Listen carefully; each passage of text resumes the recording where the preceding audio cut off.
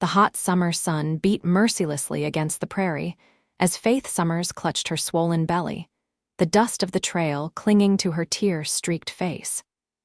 The wagon train had left her behind 3 days ago, abandoned after her husband's death and accusations of carrying another man's child. Her water canteen was empty, her provisions gone, and the distant thunder of approaching horses sent terror through her exhausted body as she collapsed to her knees in the middle of the desolate trail. Faith closed her eyes, certain these would be her final moments. The hoofbeats grew louder, then stopped. Through squinted eyes, she saw not the band of outlaws she feared, but a single rider dismounting from a chestnut stallion. His face was partially hidden beneath the wide brim of a weather-beaten hat, but she could see the concern in his eyes as he knelt before her in the dust. "We'll rise together," he said softly, offering his calloused hand. "You ain't alone no more, madam." Faith stared at the stranger, his features coming into focus, kind blue eyes set in a sun-weathered face, a strong jaw covered with several days' worth of stubble. There was something about him that made her want to trust him, despite everything that had happened. "Why would you help me?" she whispered, her voice cracking from thirst. "Because no one deserves to die alone out here," he replied, still holding out his hand. "Name's Finn Macintyre. Got a small ranch about 3 miles east. Not much, but there's water, food, and a roof that don't leak most days."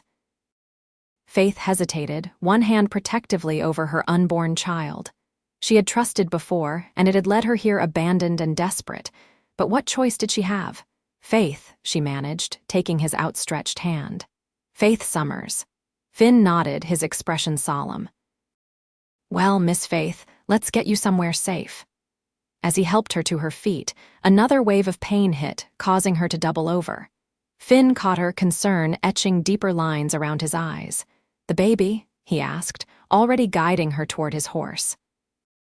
Faith nodded, unable to speak through the contraction. When it passed, she gasped, "It's too early. I'm not due for another month." Finn's jaw tightened as he calculated what needed to be done. "My ranch is too far if the baby's coming now." "There's a widow, Harriet Carson, lives about a mile from here. She's helped birth half the babies in these parts. We'll head there." With gentle but firm hands, he helped Faith onto his horse, then mounted behind her, one arm securely around her waist as they set off at a careful pace. Faith leaned back against his chest, drawing strength from the steady heartbeat she could feel through his worn cotton shirt. "How far along are you?" Finn asked, keeping the horse at an even gait. 7 months, maybe 8, Faith answered, her voice trembling. "My husband, Thomas. He died of fever 3 weeks ago. The wagon master said I was a burden, said the baby couldn't be Thomas's since we'd only been married 6 months." She hadn't meant to share so much with a stranger, but the words tumbled out as if a dam had broken. Finn's arm tightened slightly around her. "People can be cruel when they're afraid," he said quietly. "But that's no excuse for leaving a woman alone out here." Another contraction gripped her, and Faith bit back a cry. "Hold on," Finn urged, spurring the horse to move faster. "Just a little further." The sun was beginning its descent when they reached a small cabin nestled among a stand of cottonwoods. Smoke curled from the chimney, and a gray-haired woman looked up from her garden as they approached. "Finn Macintyre, what trouble have you brought me now?" She called, but her expression changed instantly when she saw Faith's condition. "Harriet, this is Faith Summers. Baby's coming early," Finn explained as he dismounted and gently helped Faith down. "Lord have mercy," Harriet murmured, already moving to support Faith's other side. "Come in, child." "You're in good hands now." The next hours passed in a blur of pain and fear for Faith. Harriet's cabin was simple but clean, with dried herbs hanging from the rafters and a fire keeping the evening chill at bay. While Harriet attended to Faith, Finn paced outside, occasionally bringing in fresh water or wood as needed. As midnight approached, Faith's screams echoed through the small cabin. Harriet worked tirelessly, her experienced hands guiding the difficult birth while murmuring encouragement. Finally, as the first light of dawn broke across the horizon, a tiny cry pierced the air. "A girl," Harriet announced, wrapping the small but perfect infant in a clean cloth. "She's early but strong." Faith, exhausted beyond measure, reached for her daughter with trembling arms. The baby was smaller than she'd expected, with a dusting of dark hair and eyes that, when briefly opened, seemed to take in the whole world at once. "She's beautiful," Faith whispered, tears streaming down her face. Harriet smiled, wiping her hands on her apron. "She'll need extra care, being early and all, but I've seen smaller ones grow up just fine." She moved to the door and called for Finn. He entered hesitantly, hat in hand, his eyes widening at the sight of the tiny bundle in Faith's arms. "Would you like to meet her?" Faith asked softly. Finn approached slowly, as if afraid his large frame might somehow disturb the delicate scene before him. When he looked down at the infant, something shifted in his expression, a softening, a wonder that transformed his weather-beaten face. "She's as pretty as her mama," he said, his voice rough with emotion. Faith looked up at him, truly seeing him for the first time not just as a rescuer but as a man, a good man. "Thank you," she whispered. "For everything?" Finn simply nodded, but his eyes held a promise. They would indeed rise together. For the next 2 weeks, Faith and her daughter, whom she named Hope, stayed with Harriet. The older woman proved to be a treasure trove of knowledge about caring for a premature infant, teaching Faith how to keep Hope warm, ensure she was feeding properly, and recognize signs of potential problems. Finn visited daily, often bringing supplies: fresh milk from his cow, vegetables from his garden, and once a small wooden cradle he had crafted himself. "It's not fancy," he apologized as he set it next to Faith's bed, "but it should do until." He didn't finish the sentence, and Faith understood the uncertainty hanging between them. What would happen when she and Hope were strong enough to leave? "It's perfect," Faith assured him, running her fingers over the smooth wood. "You're very skilled." Finn shrugged, but she could see the pride in his eyes. "My pa taught me, said a man should be able to work with his hands." "Your father sounds wise." "He was," Finn said, a shadow crossing his face. "Lost him and Ma to influenza 5 years back, left me the ranch." Faith reached out impulsively and touched his hand. "I'm sorry." Finn looked at their hands, then at her, something unspoken passing between them. "Life goes on," he said simply. "You find new reasons to keep going." His eyes drifted to baby Hope, and Faith felt a warmth spread through her chest that had nothing to do with the fire crackling in the hearth. As days turned into weeks, Faith's strength returned, and Hope grew steadily, putting on weight and becoming more alert.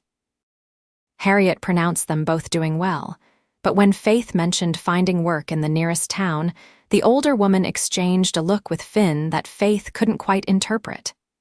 "There's not much in Silver Creek for a woman alone," Harriet said carefully. "Especially one with a baby." Faith's heart sank.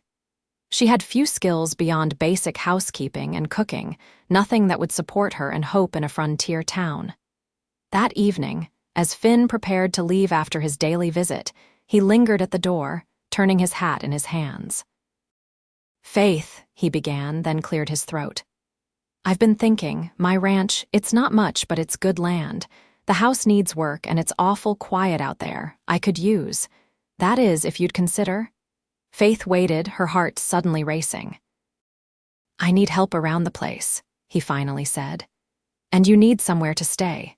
It wouldn't be proper, a single woman living at a bachelor's ranch, but Harriet mentioned she might be willing to come along, at least for a while."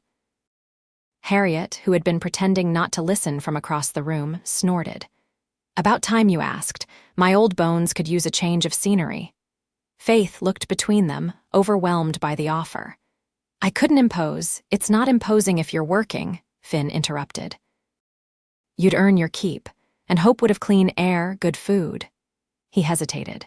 "And I've got that spare room that's just gathering dust." It wasn't a declaration of love or even affection, just a practical arrangement, but Faith saw something in Finn's eyes that gave her hope for more someday. "Thank you," she said. "We accept.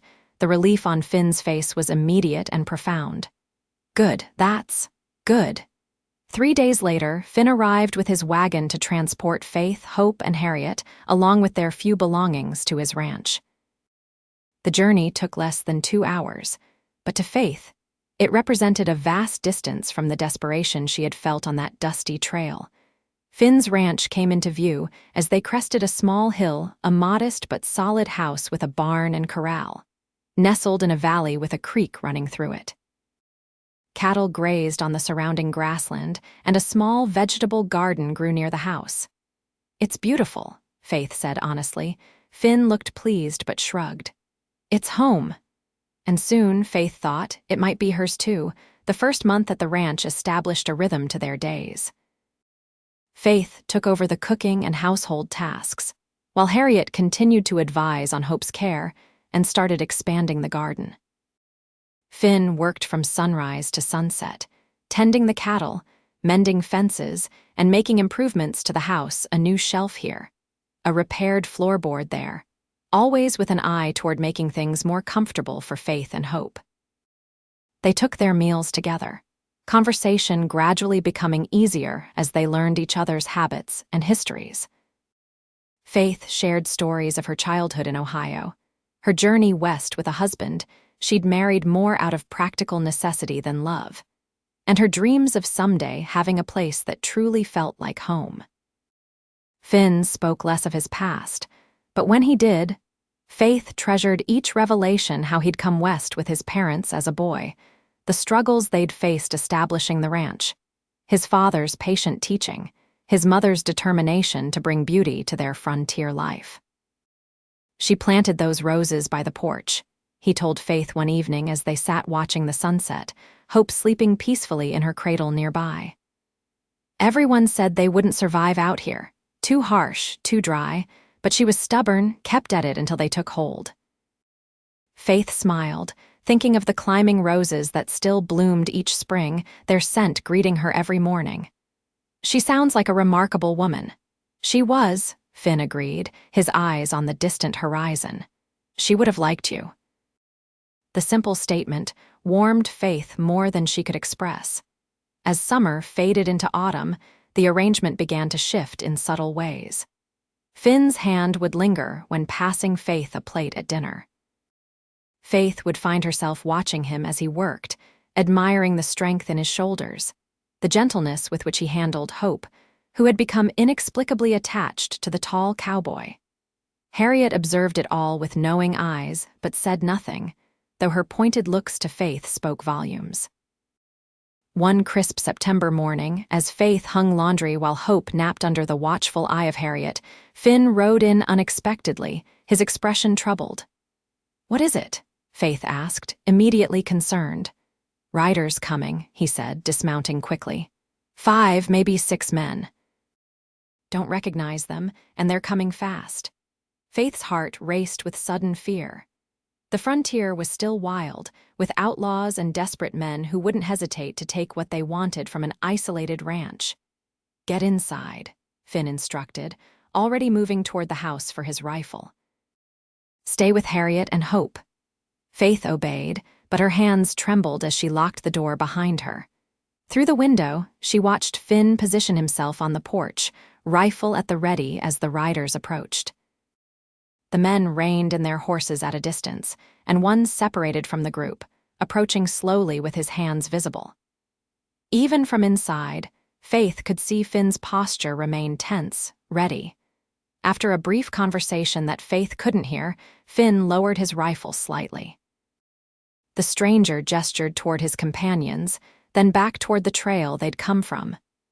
Finn nodded, and to Faith's surprise, invited the men to dismount. When Finn came to the door, his expression was grim but no longer openly hostile. "They're from the next county," he explained quietly. "Tracking a group of rustlers who hit several ranches 2 nights ago. They think the thieves might be heading this way." Faith's hand went to her throat. "Are we in danger?" Finn's jaw tightened. "Maybe. They've asked to rest their horses before moving on." "I've invited them to stay for a meal. Better to have them as allies than ride off thinking we might be hiding something." Faith nodded, Already mentally calculating how to stretch the stew, she'd been preparing to feed 5 extra men. "I'll need more potatoes and that cornbread I baked yesterday." Finn touched her arm, the brief contact sending warmth through her despite the circumstances. "Thank you. I'll help Harriet move Hope's cradle to the back room, keep her away from strangers' eyes." The men were trail-worn but polite, removing their hats when introduced to Faith and thanking her profusely for the food. There later, a graying man who introduced himself as Sheriff Miller explained the situation more fully. 3 ranches hit in one night, he said, accepting a second helping of stew. Took nearly 30 head altogether, killed a ranch hand who tried to stop them. We tracked them heading southeast, which puts your place squarely in their path, Mr. Macintyre. Finn nodded gravely. "How many in their group?" "At least 4, possibly more," the sheriff answered. "They're well armed and desperate. If they come this way, I'd advise you to let them take what they want and ride on. Property can be replaced." Faith saw Finn's hands tighten around his coffee cup. This ranch was everything to him, his parents' legacy, his livelihood, his future. The thought of him facing armed rustlers made her blood run cold. After the sheriff and his men departed, promising to circle back within 2 days, an uneasy silence fell over the ranch. Finn doubled his checks on the cattle, moving them closer to the house where they could be better monitored. That night, he cleaned his rifle and pistol at the kitchen table, his movements methodical but his eyes distant. "You're worried," Faith said softly after Harriet had retired for the night. Finn looked up, seeming almost surprised to find her still there. "Just being cautious." Faith sat across from him, gathering her courage. "If they come, promise me you won't try to be a hero. The sheriff was right, property can be replaced." Finn's expression softened as he looked at her. "This isn't just property, Faith. It's our home. Yours, Hope's, mine. I can't just stand by and let them take what we've built. Our home." The words echoed in Faith's mind, both terrifying and wonderful. When had his ranch become their home? When had his future become intertwined with hers? "I need you safe," she whispered, reaching across the table to touch his hand. "Hope needs you." Finn turned his hand to grasp hers, his calloused fingers warm against her skin. "And I need to be the kind of man who protects what matters. You and Hope matter, Faith." More than I ever thought possible. It was the closest either had come to acknowledging the feelings growing between them, and Faith felt tears spring to her eyes. "Then be careful," she insisted. "For us." Finn nodded, his thumb tracing small circles on the back of her hand. "For you, I will." 2 tense days passed without incident, and Faith began to hope the rustlers had chosen another route.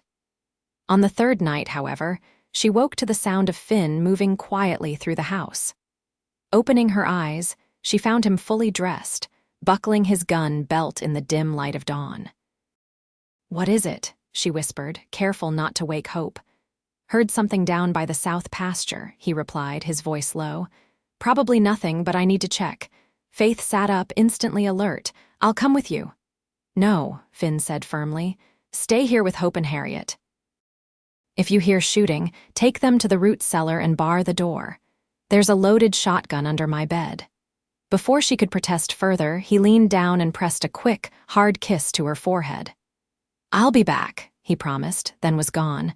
Faith didn't go back to sleep. She dressed quickly and moved to the window, straining to see through the pre-dawn darkness. Nothing moved except the tall grass swaying in the breeze. An eternity seemed to pass before she heard a single gunshot, followed by several more in rapid succession. Faith's heart stopped, then raced as she hurried to wake Harriet. "Gunfire," she explained tersely, lifting a still sleeping Hope from her cradle. "We need to get to the root cellar."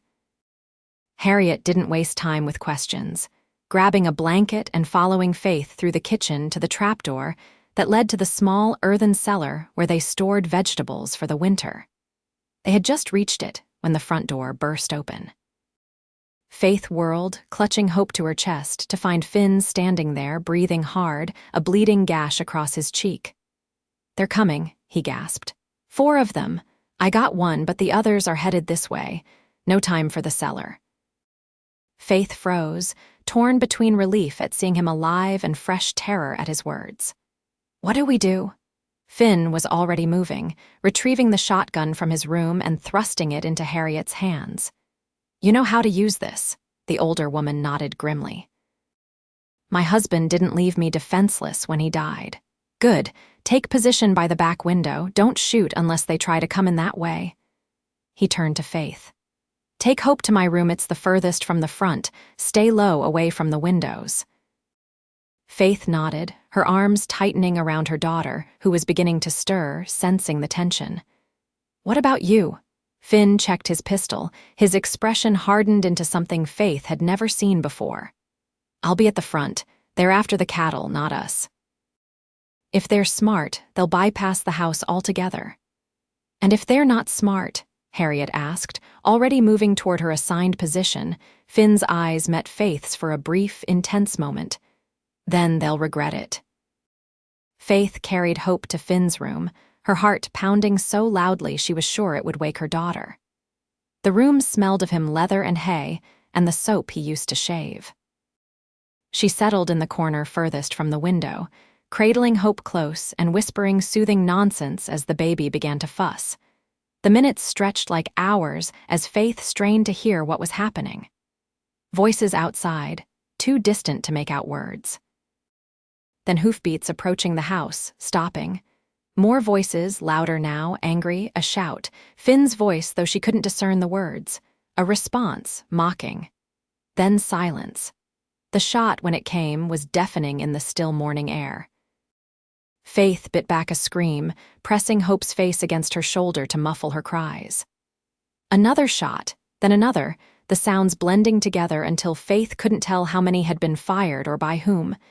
Then, terrifyingly, silence again. Faith held her breath, listening desperately for any sign of what had happened. Hope squirmed in her arms, sensing her mother's fear and responding with increasingly distressed cries. Footsteps approached the bedroom door. Faith pressed herself further into the corner, her eyes fixed on the handle as it slowly turned. The door swung open to reveal Finn, his face streaked with blood and dirt, but wonderfully, blessedly alive. They're gone, he said hoarsely. Took 6 head from the south pasture before I caught them. One's dead, one wounded. The other 2 fled. Faith was on her feet instantly, crossing to him with Hope still in her arms. You're hurt, she said, her eyes taking in the gash on his cheek and the way he favored his left side. Just a graze, he assured her, though the strain in his voice belied his words. Sheriff Miller and his men were nearby, heard the shots and came running. They're outside now, dealing with the prisoners. Relief flooded through Faith, making her knees weak. Before she could think better of it, she stepped forward and pressed her lips to his, a brief, desperate confirmation that he was truly there, truly alive. Finn stiffened in surprise, then responded with a gentleness that contradicted his battle-worn appearance, his free hand coming up to cradle the back of her head. The moment was broken by Hope's insistent cry, reminding them both of her presence. Faith pulled back, her cheeks flushing. I thought I'd lost you, she whispered. Finn's eyes, so blue against his dirt-streaked face, held hers. You won't lose me, Faith, not if I have any say in the matter. The aftermath of the rustlers' attack brought unexpected changes to the ranch. Sheriff Miller made good on his promise to compensate Finn for the stolen cattle, and with the extra money, Finn was able to hire 2 ranch hands to help with the increasingly prosperous operation. More significantly, 2 weeks after the attack, as autumn painted the surrounding hills in gold and crimson, Finn asked Faith to walk with him after dinner. Hope was already asleep, and Harriet shooed them out the door with a knowing smile that made Faith's heart race with anticipation. They walked in comfortable silence toward the creek, where the water reflected the sunset in shimmering ribbons of color. Finn seemed unusually nervous, stopping to pick up stones and skip them across the water's surface. This was my favorite spot as a boy, he finally said. Used to come here to think, to dream about what my life might be someday. Faith watched his profile in the fading light. "And is it what you dreamed?" A smile touched his lips. "Better in some ways, harder in others." He turned to face her fully, but not complete yet. Faith's breath caught as he reached for her hands. "Faith Summers, I know you came here out of necessity, not choice. I know you've had more than your share of hardship. And I know 6 months isn't a long time to know someone." He paused, seeming to gather his courage. "But I can't imagine this ranch my life without you and Hope in it." Faith felt tears welling in her eyes as he continued. "I'm not a man of fancy words or grand gestures. All I have to offer is this land, this home, and a promise to protect and cherish you and hope for as long as I live." His hands tightened around hers. "Would you do me the honor of becoming my wife?" Faith didn't hesitate. "Yes," she whispered, then louder. "Yes, Finn, nothing would make me happier." The joy that transformed his face was worth every hardship she had endured to reach this moment. When he pulled her into his arms and kissed her, Faith knew with absolute certainty that she had found her home. They were married 2 weeks later in the small church in Silver Creek, with Harriet beaming proudly and Hope, now nearly 5 months old, dressed in a gown that Harriet had sewn from one of Faith's old petticoats. The sheriff, who had become a friend, stood as witness, along with several neighboring ranchers who had come to respect Finn's hard work and integrity. As the preacher pronounced them husband and wife, Faith felt a circle complete from that desperate moment on her knees in the dust to this new beginning, standing tall beside the man who had knelt with her and promised they would rise together. Their first year of marriage brought both joy and challenges. The winter was harsh, with blizzards that isolated the ranch for weeks at a time. But the house was warm, their larder well stocked, and the evenings spent by the fire, with Hope learning to crawl across the braided rug and Finn teaching Faith to play checkers, were among the happiest of Faith's life. Spring brought new calves, expanding their herd, and summer saw the garden flourishing under Faith and Harriet's care. Hope took her first steps on a warm June evening, toddling unsteadily from Faith's arms to Finn's waiting hands, her delighted giggles bringing tears to Finn's eyes. "She's getting so big," he marveled, swinging Hope up onto his shoulders as she squealed with delight. Faith watched them, her heart full. "She adores you." "The feeling is mutual," Finn assured her, his free hand reaching for Faith's, just like her mother. As autumn approached again, Faith discovered she was expecting their first child together. She shared the news with Finn on a crisp September evening, exactly 1 year after the rustlers' attack that had brought them together. "A baby," he repeated, his expression shifting from surprise to wonder to pure joy. "You're sure?"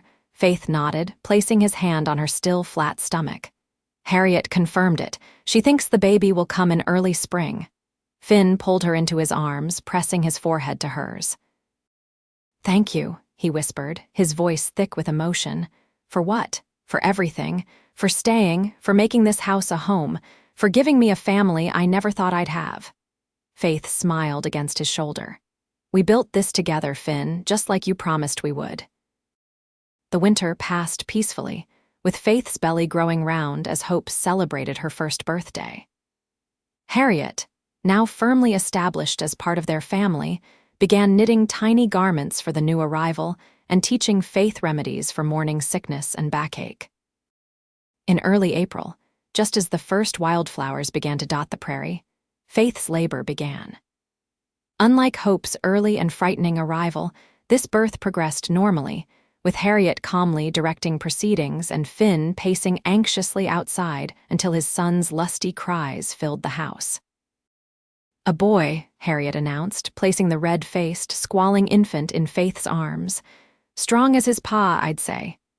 When Finn was finally allowed in, his hands trembled as he touched his son's downy head. "He's perfect," he whispered, awe in his voice. Faith smiled tiredly.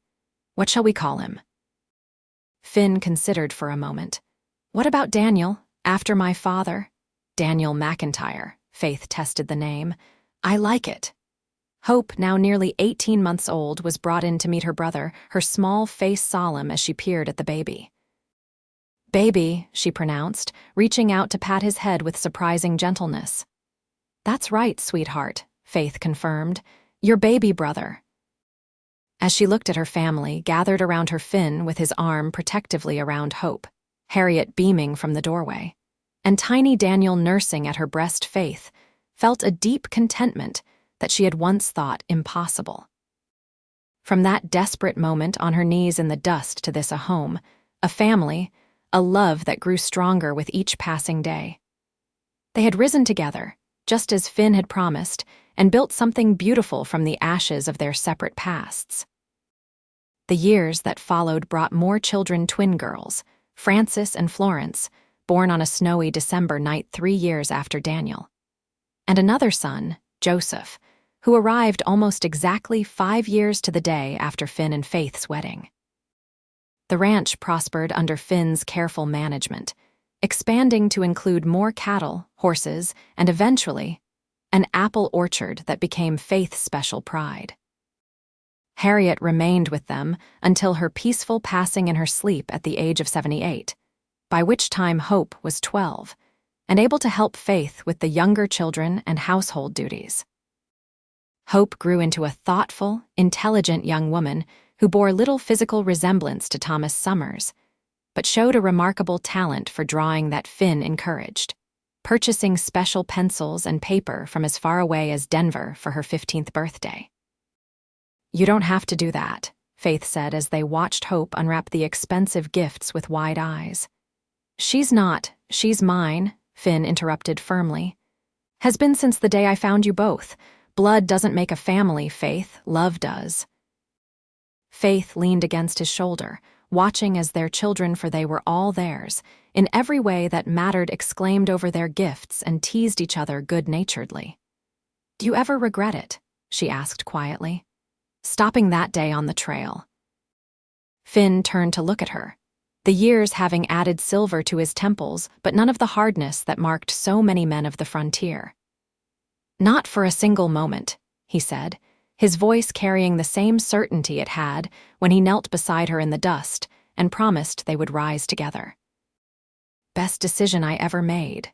Faith smiled, thinking of all they had built from that desperate beginning, a thriving ranch, a brood of healthy children, a love that had only deepened with time and trials.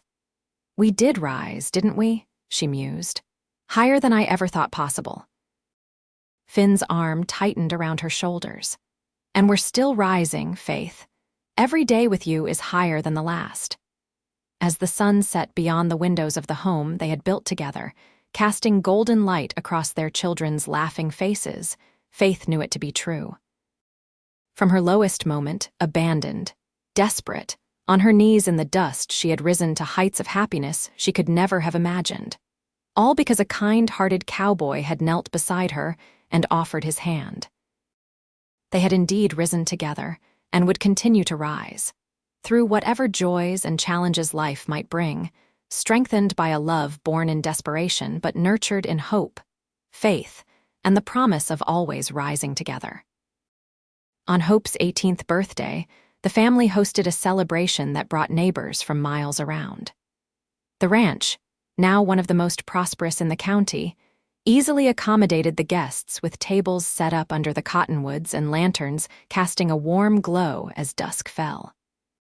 Faith watched from the porch as Finn swung little Joseph onto his shoulders, the boy's delighted laughter carrying across the yard. Daniel, now 14 and nearly as tall as his father, helped direct visitors to the food tables, while the 11-year-old twins flitted between guests with plates of the apple pie that had become Faith's specialty. And Hope Beautiful, poised Hope, moved among the guests with a grace that made Faith's heart swell with pride. It seemed impossible that the tiny, premature infant she had cradled in Harriet's cabin had grown into this young woman with her serious eyes and gentle smile. "She looks more like you every day," Finn said, coming to stand beside Faith after settling Joseph with his siblings. Faith shook her head. "She has her own look, always has." Finn's arm slipped around her waist, a gesture as natural as breathing after 15 years of marriage. "She has your spirit, your strength, and your kindness," Faith added, leaning into his solid warmth. They watched as the young deputy sheriff, Matthew Collins, approached Hope with a tentative smile, offering her a small package wrapped in brown paper. Hope's face lit up as she accepted it, and Faith felt a bittersweet twinge in her chest. "I think that young man has intentions," Finn observed, his voice carefully neutral. Faith nodded. "He's a good boy. Respectful." "He'd better be," Finn muttered, but there was no real heat in his words. They both knew they had raised Hope to make wise choices. As the evening progressed, Faith found herself remembering another celebration, years earlier, when Hope was just learning to walk, and Harriet had insisted on marking the occasion with a special dinner. "Life's too short not to celebrate the good moments," Harriet had declared, setting out her best dishes and a jar of precious preserves. How right she had been. Faith had learned to treasure each milestone, each ordinary day, each moment of the life they had built together. Later that night, after the guests had departed and the children were asleep, Faith and Finn sat on the porch swing, watching the stars emerge in the vast prairie sky. "I've been thinking," Finn said, his hand finding hers in the darkness. "With Hope nearly grown and Daniel not far behind, maybe it's time we thought about building onto the house. The twins could use their own room, and Joseph won't want to share with Daniel forever." Faith smiled. In all their years together, Finn had never stopped planning for their future, always looking ahead to the next improvement, the next way to make their life better. "That sounds wonderful," she agreed. "Though I can hardly believe our children are old enough to need so much space." Finn's thumb traced circles on the back of her hand, a gesture that still sent warmth through her after all these years. "Time moves fast," he agreed. "Seems like yesterday I found you on that trail." Faith leaned her head against his shoulder, remembering. "I was so scared. So certain I would die there." "I knew the moment I saw you that you were stronger than you realized," Finn said. "Even on your knees in the dust, there was something in your eyes, a determination. I just needed to help you see it." Faith turned to look at him, this man who had saved her in so many ways. The years had etched lines around his eyes and silver at his temples, but the kindness in his face, the steadiness in his gaze, remained unchanged. "You did more than help me see it," she said softly. "You gave me a reason to be strong." Finn's eyes, still so blue in the moonlight, held hers. "We gave each other reasons, Faith. Every day we still do." He leaned forward to kiss her, and Faith marveled that after 15 years, her heart still quickened at his touch. When Hope announced her engagement to Deputy Collins the following spring, Faith found herself unexpectedly emotional. Though she was happy for her daughter, the prospect of Hope leaving their home brought a hollow feeling she hadn't anticipated. "She won't be going far," Finn reminded her as they prepared for bed the night of the announcement.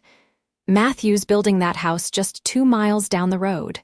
Faith nodded, brushing out her hair before the small mirror on their dresser.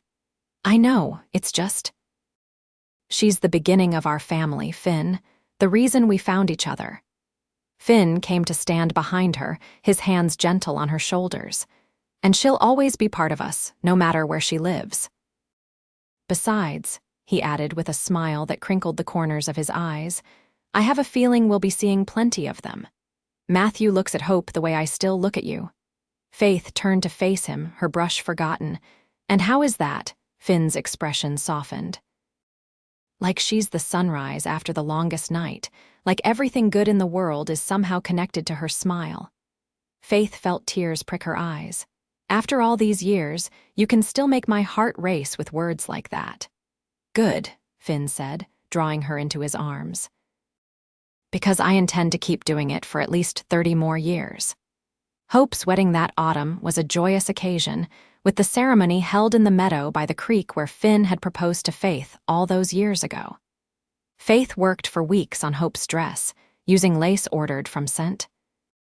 Louis and tiny pearl buttons that had once adorned her own mother's wedding gown. As she watched Matthew Collins slip a simple gold band onto her daughter's finger, Faith felt Finn's hand find hers, squeezing gently. She glanced at him to find his eyes suspiciously bright. "She'll always be your little girl," she whispered. Finn nodded, unable to speak. The celebration afterward lasted well into the night, with music and dancing under the stars. Faith watched as Daniel awkwardly asked Sophia Jenkins, the blacksmith's daughter, to dance, and the twins whispered and giggled with their friends. Joseph, now 6, fell asleep on his father's lap, exhausted from running between the tables and sampling every dessert. "It's a good life, isn't it?" Finn said as they sat together, surveying their family and friends. Faith followed his gaze to where Hope and Matthew were dancing, their faces illuminated by lantern light, young and full of promise. "The best life," she agreed. "Better than I ever dreamed possible." The years continued to pass, bringing changes both expected and surprising. Daniel, after completing his schooling, announced his intention to study medicine in Denver, inspired by a doctor who had saved the twins when they contracted scarlet fever. "Are you sure?" Finn asked, concerned about the expense and the distance. "The ranch will be yours someday, I always thought."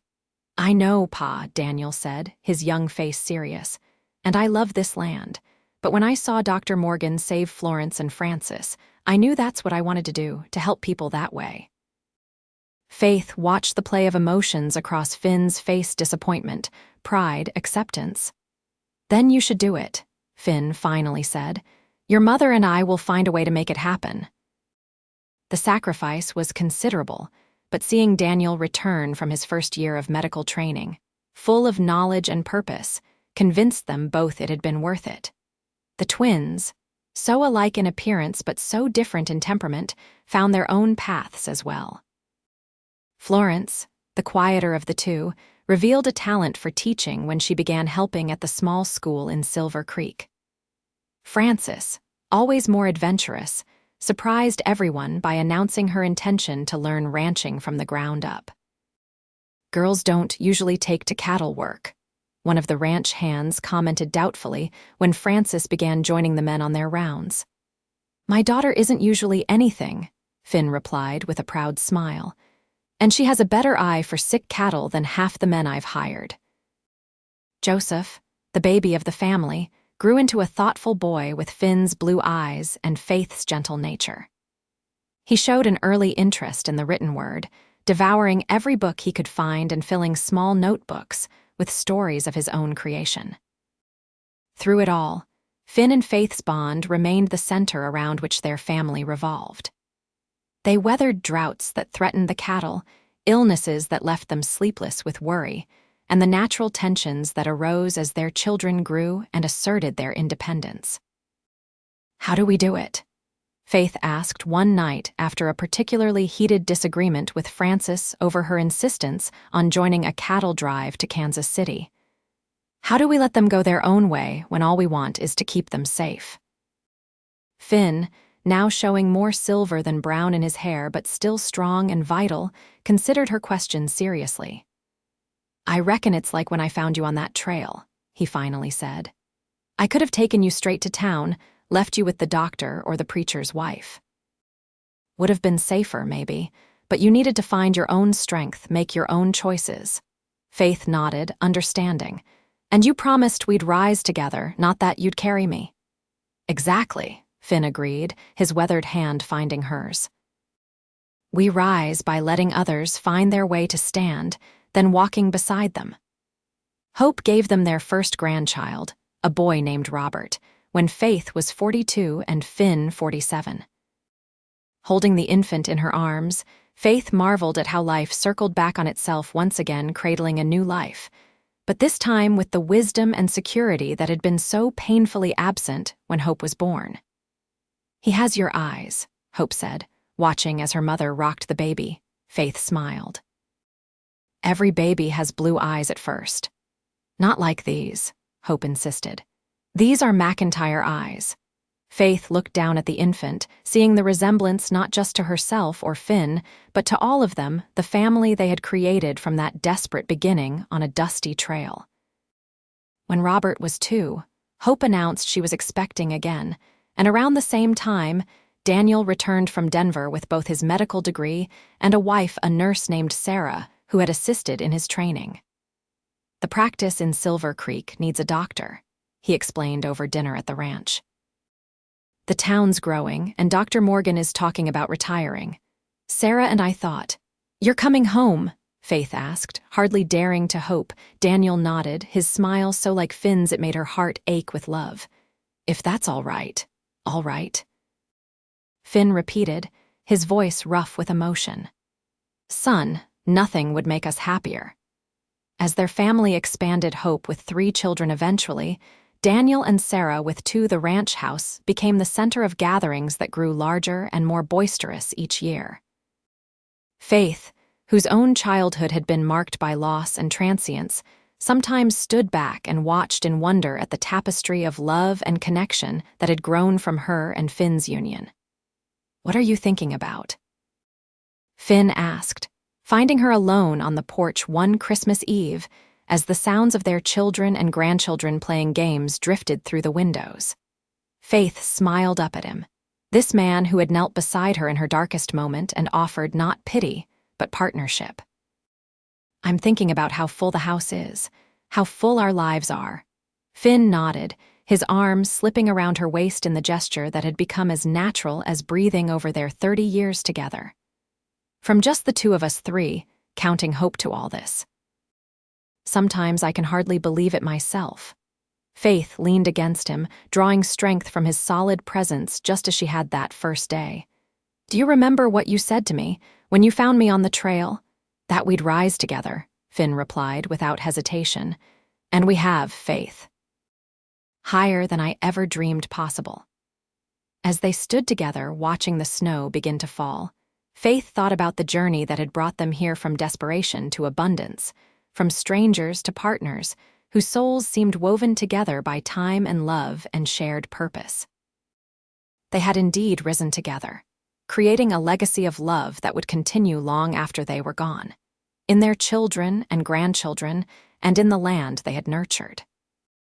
From that moment of shared vulnerability, a pregnant woman on her knees in the dust, a lone cowboy who chose to kneel beside her rather than simply offer a hand up, they had built something beautiful and enduring. "I love you, Finn Macintyre," Faith said softly, the words no less heartfelt for having been said thousands of times over their years together. Finn's blue eyes, crinkled now with laugh lines but still as clear and honest as the day they met, held hers. "And I love you, Faith Macintyre.